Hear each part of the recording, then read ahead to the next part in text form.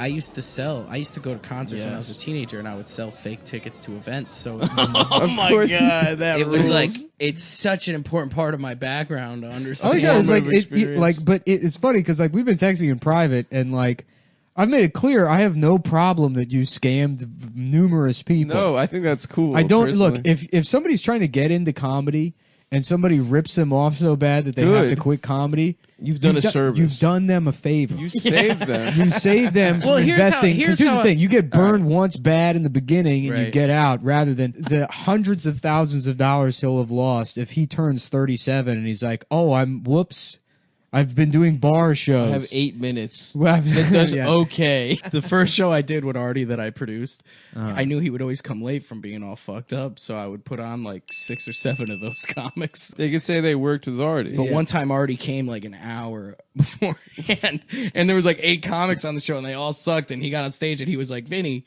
he goes, did you just stop at a red light and say, hey, you want to open for Artie Lang tonight? Can you bring 5 people or whatever? And you're like, no, I charged them all. I took this guy's epilepsy medicine because he didn't have enough cash.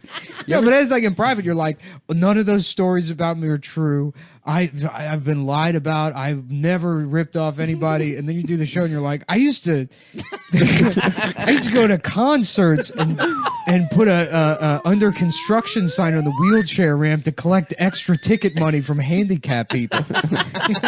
We are not far off from that. It's like, I know I listen to the show, you make up a lot of shit, but when you describe me, you tend to be spot on.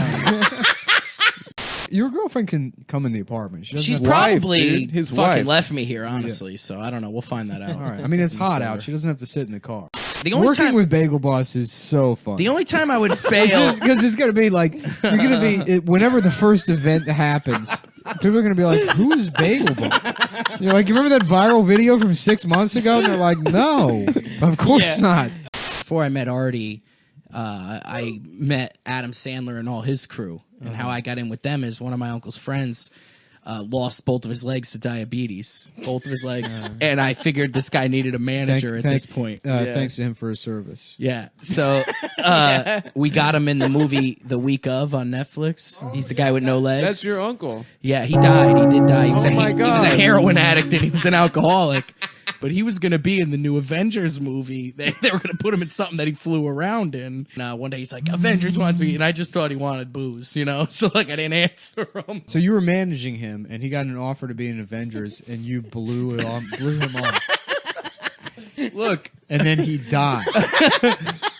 He's calling me, crying, saying this will be the job that I'll be able to pay my rent and I can stay clean. You know, a lot of money. Meanwhile, I had already cashed his checks and gone to Disney World in my WRX. Bam didn't tell me that. Bam said next time don't go to Disney with your cut before I show up. Yeah, you know what I mean? Already drifting through Disney World in my brand new WRX STI. It's tough when you do have people at that certain level of fame. They have so many people around them that once something goes bad, all those people start to blame somebody else so that it's like Survivor. Yeah, but it is the fault of all of those people. In 6 months, when Bagel Boss is now, instead of just being a guy that works at Radio Shack and has a shit life in Long Island, he'll be a heroin addict who it all fell apart for because he was surrounded by people trying to bleed him like a fucking stone. Like me. Yeah. Right. And it will be your fault. So you're saying my uncle dying is my fault? Yeah. Yeah, probably.